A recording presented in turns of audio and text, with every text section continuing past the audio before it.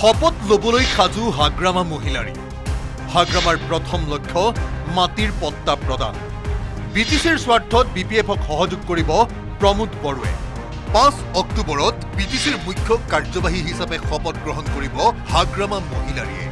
ৰাজ্যপাল লক্ষ্মণ প্ৰসাদ আচাৰ্যক সাক্ষাৎ কৰি চৰকাৰ গঠনৰ প্ৰস্তাৱ আগবঢ়োৱাৰ লগতে শপত গ্ৰহণ সমাৰোহলৈ আমন্ত্ৰণ জনালে হাগ্ৰামা মহিলাৰীয়ে হাগ্ৰামা মহিলাৰীক সংগ দিলে বিপিএফৰ কেইবাজনো নেতাই শপত গ্ৰহণ সমাৰোহত ৰাজ্যপালৰ লগতে উপস্থিত থাকিব মুখ্যমন্ত্ৰী হিমন্ত বিশ্ব শৰ্মা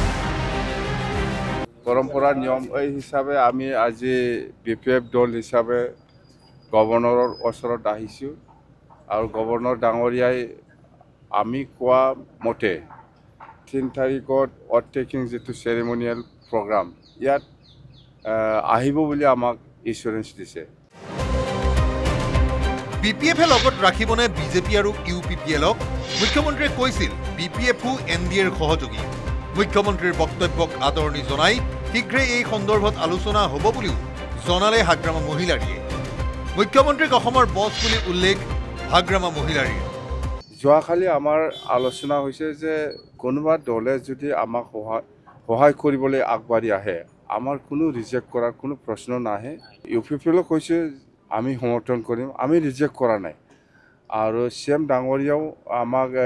ষ্টেটমেণ্টত আমি দেখিবলৈ পাইছোঁ যে এনডিএ হিচাপে আমি একেলগে কাম কৰিম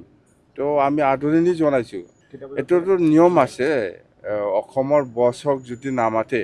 কেনেকৈ হ'ব আমাৰ অভাৰটেকিঙত অসমৰ চিফ মিনিষ্টাৰ ডাঙৰীয়াক যদি নামাতে আমাৰ ভুল হ'ব চৰকাৰ গঠন কৰিয়েই মাটিৰ পট্টা প্ৰদানৰ লক্ষ্য হাগ্ৰামা মহিলাৰীৰ বিটিচিৰ লক্ষ্যটো 1 নম্বৰ মাটিৰ পট্টা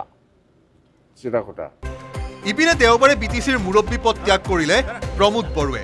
ৰাজ্যপালৰ হাতত অৰ্পণ কৰিলে পদত্যাগ পত্ৰ পদত্যাগ কৰি প্ৰমোদ বৰুৱে ক'লে বিটিচিৰ স্বাৰ্থত নতুন চৰকাৰক সহযোগ কৰিম ভাল বিৰোধী হ'বলৈ চেষ্টা কৰিম বুলি ক'লে ইউপিপিএলৰ নেতাজনে মই মহামহিম গভৰ্ণৰৰ ওচৰত ৰিজিগনেশ্যন ছাবমিট কৰি আহিলোঁ আৰু নতুন চৰকাৰ হ'ব এইটো নিয়ম তো গতিকে মই ধন্যবাদ জনাইছোঁ বিশেষকৈ আমাৰ বড়োলেণ্ডবাসী ৰাইজক আমাক যোৱা 5টা বছৰ কাম কৰিবলৈ সুযোগ দিলে বিপিএফ বুলি নহয় বড়োলেণ্ড অঞ্চলৰ ৰাইজৰ য'ত প্ৰয়োজন আছে তাত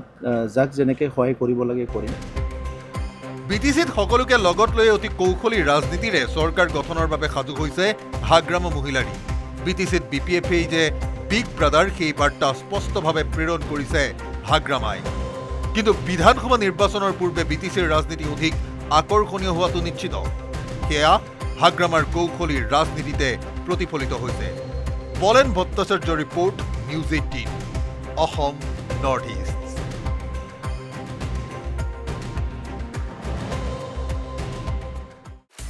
আপুনি বিচৰা বাতৰি পাব কেৱল নিউজ 18 এপত নিউজ 18 এপ ডাউনলোড কৰিবলৈ স্ক্যান কৰক এই QR কোড